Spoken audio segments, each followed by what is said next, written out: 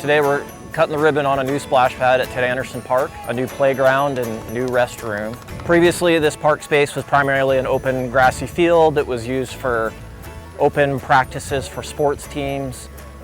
This new splash pad revitalizes the park.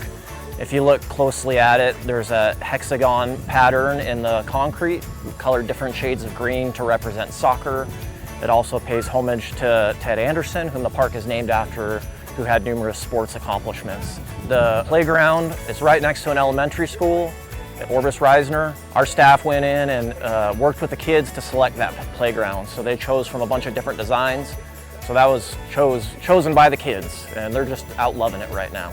It's an amenity that I think will get a lot of use by the people in the community.